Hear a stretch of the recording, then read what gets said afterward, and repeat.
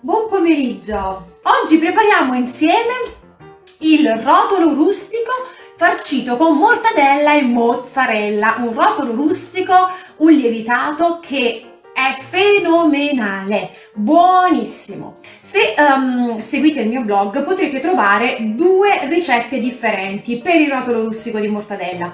Uno che prevede un impasto al quale viene aggiunto una patata lessa, che la rende particolarmente soffice. La variante che preparo anche io oggi è una variante molto più rapida ed è la variante che si prepara con una sorta di pan brioche che va appunto a essere farcito poi con questi due ingredienti che sono mozzarella e mortadella, che insieme vi dico stanno veramente molto bene e rendono questo rustico veramente molto particolare, che però possono essere sostituiti da altri ingredienti a piacere, salumi e formaggi, verdure grigliate, veramente potete aggiungere quel che preferite. Allora iniziamo subito, quindi procediamo con un impasto a lievitazione unica, quindi formo la ciambella, la farcisco e va direttamente a fare quell'unica lievitazione nello stampo e poi passo a cuocerla, quindi direi molto semplice. La prima cosa che vado a fare è sciogliere il lievito di birra nel latte, che sarebbe preferibile avere a temperatura ambiente. Io l'ho tolto dal frigorifero purtroppo poco fa, pazienza, non fa niente, lo utilizzerò lo stesso. È preferibile un latte a temperatura ambiente. Quando lavorate gli impasti lievitati che hanno bisogno di una lunga lavorazione, tipo quelli molto idratati, è importante partire da un liquido freddo, perché la lunga lavorazione va a surriscaldare l'impasto, cosa che noi non dobbiamo fare, altrimenti andiamo appunto a comprometterne una corretta lievitazione. Quando invece facciamo un lievitato come questo, quindi un lievitato che tutto sommato in 10-15 minuti è pronto, è lavorato, non è necessario utilizzare un liquido freddo, va benissimo un liquido a temperatura ambiente. Un po' tiepido ci aiuta anche a sciogliere meglio il lievito, per questo normalmente si consiglia temperatura ambiente o leggermente tiepido. Leggermente tiepido significa che ovviamente non deve scottare, quindi dobbiamo fare la classica prova che si fa con il latte. Si immerge un dito e si verifica che non scotti, quindi il dito non deve sentire né caldo né freddo. La temperatura ideale sarebbe da sentire sul polso, ancora più che sul dito, no? Un po' come si fa quando si misura la temperatura del latte nel biberon dei bebè. È così che si fa. Io sto utilizzando un latte freddo perché non l'ho tolto prima dal frigorifero per questioni di tempo. Vado a farlo adesso. Cosa faccio? Siccome il mio lievito potrebbe non sciogliersi completamente e soprattutto questo può succedere quando il lievito non è proprio freschissimo, mi si lasciano dei pezzettini, non si scioglie completamente, allora io cosa faccio? Prendo lo zucchero che è previsto dalla ricetta e lo aggiungo direttamente qui. È chiaramente un cucchiaino di zucchero, non è che stiamo facendo un lievitato dolce. Per avere di più il sentore di pan brioche potete arrivare anche tranquillamente ad un cucchiaio e mezzo, va bene. Qui ce ne mettiamo un cucchiaino, non di più, giusto per renderlo un po' più dorato, aiutare ad attivare meglio la lievitazione. E soprattutto, visto che io non ho tolto prima il latte dal frigorifero, lo aggiungo qui e non dopo, perché comunque lo zucchero, facendomi attivare il lievito prima, gli dà una mano, gli dà un aiuto anche se il liquido è freddo. Aggiungo direttamente qui il mio cucchiaino di zucchero. Ci metto un bel cucchiaino perché poi mi piace, anzi ne metto due stavolta, ma perché? Perché questo è un pan brioche, quindi essendo un pan brioche certo non sarà dolce, però quel leggero sentore dolce, diciamo così, ci sta bene. Ok, ci siamo. Vado con la farina. La farina che vado ad utilizzare è un mix di farina 00 e farina Manitoba. Come sempre nei lievitati utilizzo questo bilanciamento Manitoba, farina 00. Io faccio 400 g di 00, 100 g di Manitoba.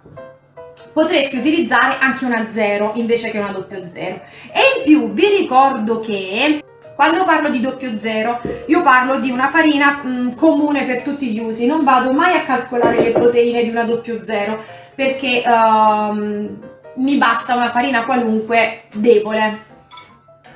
Questa è una brioche semplice, si lavora tutto insieme, non ha particolari problemi e non la facciamo con il burro ma la facciamo con l'olio. Vado ad aggiungere alla mia farina un uovo aiuta il sapore, la struttura, il colore, insomma ci vuole, ci sta bene. Come olio utilizzo un olio di oliva. Quando faccio il pan brioche e quando soprattutto ho un salato, un lievitato, che tutto sommato ha un quantitativo d'olio non abnorme, 50 ml nella quantità sono fattibilissimi, preferisco sempre l'olio di oliva, che ovviamente è più saporito, è più buono, lo preferisco. Quando è tanto l'olio o quando sto facendo dei dolci preferisco l'olio di semi perché è più leggero, è più in sapore anche, quindi non disturba. Soprattutto se utilizzate un olio che ha un sapore molto intenso, è preferibile fare attenzione in questo caso. Avvio la lavorazione con la macchina, ma potrei procedere anche a mano perché è un impasto semplice, si lavora in poco tempo. Pian piano aggiungo anche il latte nel quale ho sciolto il lievito, aggiungo un po' di liquido alla volta così che si assorbe.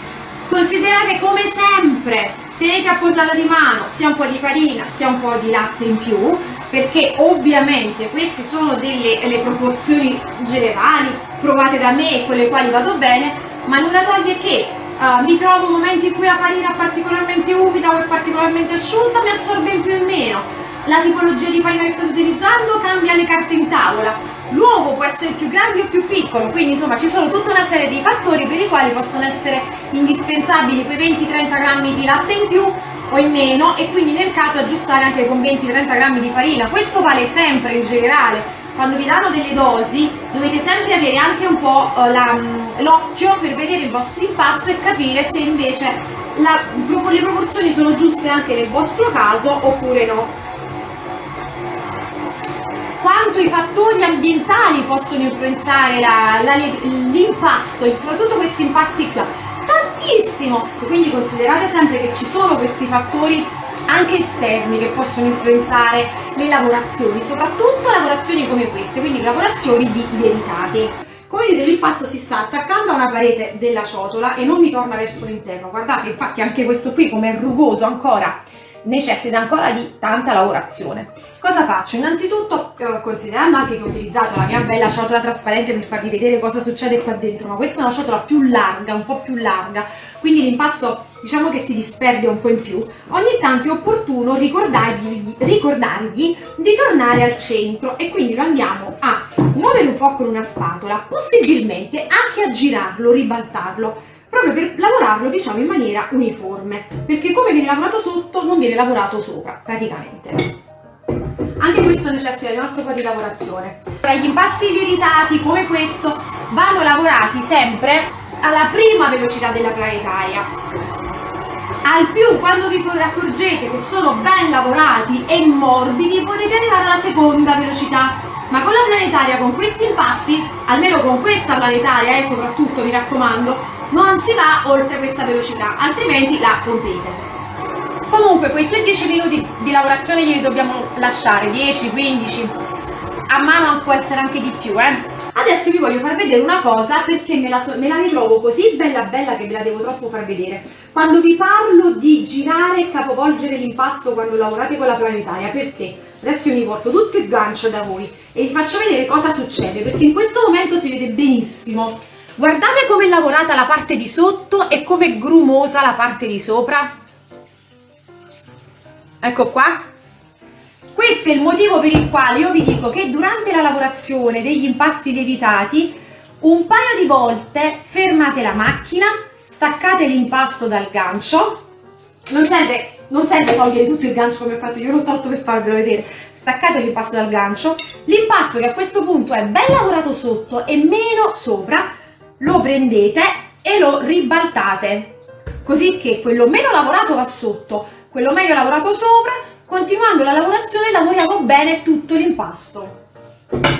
Farina integrale, sì, va bene anche la farina integrale, puoi fare anche quello. Considera sempre che la farina integrale non lievita tanto quanto la farina bianca raffinata, quindi lì ti consiglio proprio di metterci la farina Manitoba insieme all'integrale, perché sicuramente ti può aiutare nella lievitazione. Ci sono anche delle Manitoba integrali, se preferisci puoi fare quindi un integrale normale e una integrale Manitoba, e io ne ho fatti diverse di lavorazioni di questo tipo e vengono proprio buone. Allora ribalto ancora Ancora non lo vedo particolarmente liscio, no? Ancora un pochino, deve essere ancora lavorato. Diamogli il tempo che deve avere. Tra un altro minuto ci metto anche il sale, scusatemi. Allora, sta lavorando ancora, ma questo ancora si deve ammorbidire un altro po'. Quindi cosa faccio? È arrivato il momento di aggiungere il sale, perché comunque è bello incordato. 10 grammi circa di sale, ne faccio un po' in meno, 8, perché preferisco, ne ho già un po' insipido, quindi faccio 8 invece di 10, e aggiungo ancora un goccino di latte, perché voglio idratarlo ancora un po' questo impasto. In realtà andrebbe bene anche così. Vi sto facendo vedere queste piccole cose, questi piccoli accorgimenti, perché possono essere utili. Vi potete ritrovare nella condizione in cui non siete completamente, per esempio il mio impasto adesso si presenta così. Io non lo trovo ancora ben lavorato, non sono ancora completamente soddisfatta della lavorazione che sto ottenendo, vi ripeto, perché ci possono essere mille fattori che interferiscono sulla lavorazione, e allora preferisco ci metto il sale e ci aggiungo anche un pochino di liquido che mi va a sciogliere sicuramente bene il sale, e poi mi aiuta ancora di più a lavorare l'impasto, perché poi quando state utilizzando una farina come una manitoba, quindi una farina molto forte, le farine forti assorbono tanto, quindi reggono bene all'aggiunta di liquidi, non siate timorosi ad aggiungere quei 10-20 grammi di liquido in più, perché le farine forti l'assorbono bene, tengono bene. Analogamente, se invece decidete di farlo con la farina integrale, che sia una manitoba integrale, che sia un integrale, dovete utilizzare sicuramente un po' di liquido in più, perché l'integrale sapete che assorbe di più. Ci siamo. Se lo avessi messo a lievitare in ciotola, gli avrei dato quelle 3 ore di lievitazione in ciotola, comunque fino a raddoppio, e un'oretta di lievitazione nello stampo. Visto che vado a farlo lievitare direttamente nello stampo, gli darò quelle sue 2-3 ore di lievitazione nello stampo. Deve arrivare al bordo dello stampo, quindi non c'è da sbagliarsi, insomma. Faccio l'ultimo giro con una lavorazione un po' più veloce.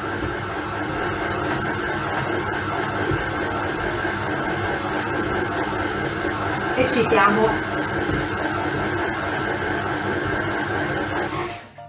Ok, l'impasto è tutto bello incordato al gancio, è morbido ed elastico. Me lo vado a trasferire sulla spianatoia. Spolverizzo con un po' di farina la mia spianatoia e vado a trasferire l'impasto sulla spianatoia leggermente infarinata. Devo stenderlo, quindi un'ultima lavorazione a mano, veloce, ce la diamo, non fosse altro che per soddisfazione.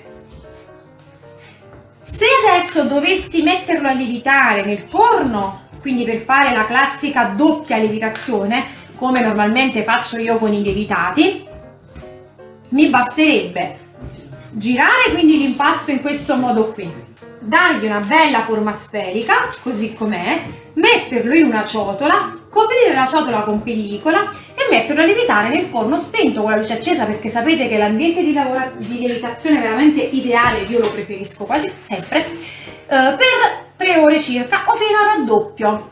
Dopodiché lo potrei andare a potrei proseguire la lavorazione come sto facendo proprio adesso. Invece io, siccome vado a lievitazione unica, procedo direttamente con la stesura e ci do un'unica lievitazione nello stampo. In questo caso però dovrà essere più lunga la lievitazione nello stampo, va bene? Vado a stendere un mattarello semplice, devo realizzare una sfoglia rettangolare abbastanza ampia. Questa adesso, siccome non ha riposato, si stende con difficoltà. Potreste, se volete realizzare anche voi con la lievitazione unica direttamente nello stampo, come sto facendo io, prima di iniziare a stenderlo magari lasciatelo riposare l'impasto almeno quei 10 minuti che lo aiuta a rilassarsi prima di procedere con la stesura. Per farcire, vi dicevo, io utilizzerò mortadella e mozzarella. La mozzarella l'ho già tagliata a fette e l'ho lasciata in un colino per farle perdere eventuale siero aggiuntivo, proprio perché deve essere ben sgocciolata, altrimenti mi va ad inumidire troppo l'impasto. Deve essere bella asciutta. Allungo ancora un po'.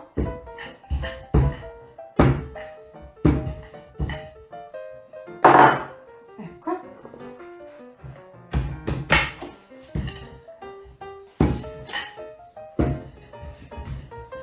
Più o meno ci siamo. Posso andare a farcire. Sono 200 g di mortadella e 200 g di mozzarella che andiamo a distribuire su tutta la superficie. Quindi fatevelo tagliare anche abbastanza sottile, altrimenti magari con questa quantità non ricoprite tutta la superficie. Quindi pezzetti. E termino con mozzarella, eccola qui, che come vi dicevo io ho già tagliato e mescolare, così che eventuale acqua in più, eccola qui, nonostante quando l'ho tagliata era molto asciutta, lasciandola colare nel colino mi accorgo che ne aveva ancora un po'. E ci siamo. Possiamo andare a chiudere. Posso chiuderla arrotolandola dal lato lungo, in maniera tale che avrò un lungo cilindro. Chiudiamola anche in maniera abbastanza stretta. Ecco. Fatto il mio lungo cilindro, lo devo andare a mettere nello stampo, che però devo andare ad ungere. Io lo ungo con uno staccante. Prendo il mio cilindro, che si riesce a prendere molto facilmente perché l'impasto è sodo e compatto, lo posiziono possibilmente con la chiusura verso il basso, ok? Mi assicuro che sia ben stretto e vado a metterlo nello stampo. Ecco qua. Copro con un leggero foglio di pellicola, lo appoggio solo, ok? Lo appoggio giusto per non seccarlo. Poi quando vedo che è arrivato alla pellicola, se voglio farlo crescere ancora un pochino, in realtà deve arrivare alla pellicola, però la pellicola, quando l'impasto arriva fino alla pellicola, la pellicola tende a schiacciarlo un po', no? Non lo fa crescere ulteriormente e lo rende un po' schiacciato sopra. Allora l'ideale sarebbe, quando arriva alla pellicola, togliere la pellicola e lasciarlo quei 10 minuti senza pellicola. In questo modo riesce appunto a recuperare la superficie un po' più bombata. Eccolo qua. Vado a metterlo nel forno spento con la luce accesa per farlo lievitare per 3 ore circa. Eccola qua. La mia ciambella rustica, il mio rotolo rustico è lievitato, è arrivato al bordo, adesso vado a spennellarlo con il tuorlo d'uovo che vado a sbattere con un goccino di latte per farlo dorare e renderlo più lucido e dorato in superficie.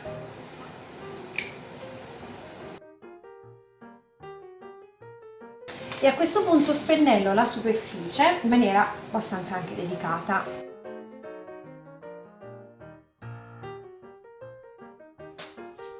Eccolo qui, ed ora lo vado ad infornare in forno statico preriscaldato a 180 gradi per 30-40 minuti.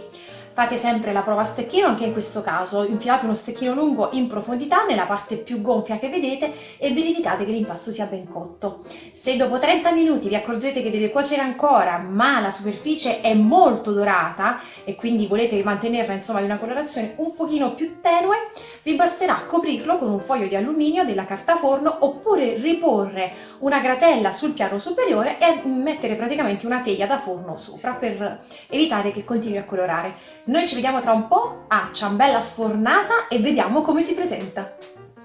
Ed eccolo qui, l'ho sfornato, l'ho lasciato intiepidire 10 minuti, 15 minuti, scotta ancora un pochino e adesso vado a sformarlo. Lo metto in un piatto da portata così ce l'apriamo insieme e vediamo il risultato. Ecco qui. Spettacolare già così! Ma adesso andiamo a vedere il suo ripieno caldo e fumante.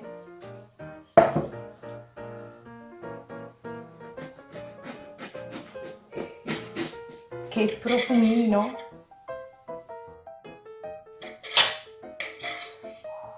Ascolta, guarda, bellissimo! Eccolo!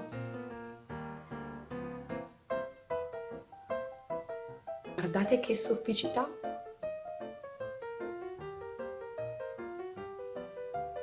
Dovete assolutamente provarlo!